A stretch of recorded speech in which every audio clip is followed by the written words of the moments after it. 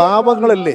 പ്രസ്ഥാനത്തിന് വേണ്ടി വല്ലവരുടെയൊക്കെ കയ്യും കാലും കണ്ണും ചെവിയും മൂക്കും ഒക്കെ 51 102 ആയിട്ടൊക്കെ വെട്ടി നുറുക്കിയിടുന്ന പാവങ്ങളോടുള്ള അദ്ദേഹത്തിന്റെ കരുണ കണ്ട് വഴിഞ്ഞൊഴുകുന്ന നമ്മുടെ കണ്ണുനീർ തുടയ്ക്കാൻ 10 വിരലുകൾ നമുക്ക് തികയാതെ വന്നേക്കാം.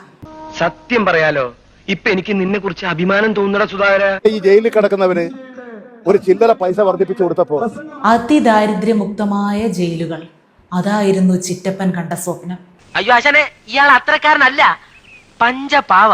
ജയിലിൽ ഈ വേതനം വർദ്ധിപ്പിച്ചതിന് എന്തിനാ എതിർക്കുന്നത്? എന്തിനാടേ എതിർക്കുന്നത്? കണ്ണിൽ ചോര ഇല്ലാത്തവന്മാരെ എന്തിനാടേ എതിർക്കുന്നത്? ഇവനെ തടയണ്ട, അയച്ചു വിട്ടേക്ക്. ഇവന് കിട്ടാനുള്ളത് നമ്മളായിട്ട് മുടക്കണ്ട. അത് പാവങ്ങളല്ലേ? പാവങ്ങള് ഓച്ചറെ പോയി കഞ്ഞി കുടിക്കാൻ പോലും വണ്ടിക്കാശിന് നിവൃത്തിയില്ലാതെ നിന്നപ്പോ പോലീസ് വണ്ടി കണ്ട് അതിനൊരു ലിഫ്റ്റ് അടിച്ച് സെൻട്രൽ ജയിലിലൊക്കെ ചെന്ന് ഇറങ്ങിയ പാവപ്പെട്ടവർ, അവരോട് എന്തിനാ മനുഷ്യരെ കണ്ണുകടി നിങ്ങൾക്ക്? അണ്ണാ, അടുത്ത മദർ തെരേസ പുരസ്കാരം അണ്ണന് തന്നെ. അവൾക്ക് കിട്ടിയിരിക്കുന്ന മുഴുവൻ എന്റെ ബുദ്ധിയാ. അത് പാവങ്ങളല്ലേ? പാവങ്ങളല്ലേ അണ്ണ?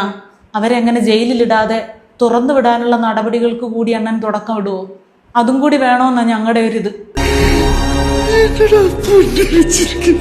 കുടുംബത്തിലേക്കുള്ള അരി വാങ്ങിക്കാൻ വേണ്ടി എല്ലാവരുടെയും കൊട്ടേഷനൊക്കെ ഏറ്റെടുത്ത് ചില്ലറ പാവപ്പെട്ട പ്രവർത്തികൾ ചെയ്ത് ജീവിച്ച് സെൻട്രൽ ജയിലിൽ പോയ അത്തരം പാവങ്ങൾ, അപ്പൊ ഈ കാറ്റഗറിയിലൊക്കെ വരുന്ന വെറും പാവങ്ങളെ, അവരുടെ ജീവിതത്തെ മുന്നോട്ട് നയിപ്പിക്കേണ്ടത് നമ്മുടെ സമൂഹത്തിലെ ഓരോ വ്യക്തികളുടെയും കടമയാണ്.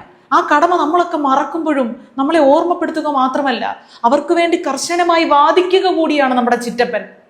ഇവനെ തടയണ്ട, അയച്ചു വിട്ടേക്ക്. ഇവന് കിട്ടാനുള്ളത് നമ്മളായിട്ട് മുടക്കണ്ട.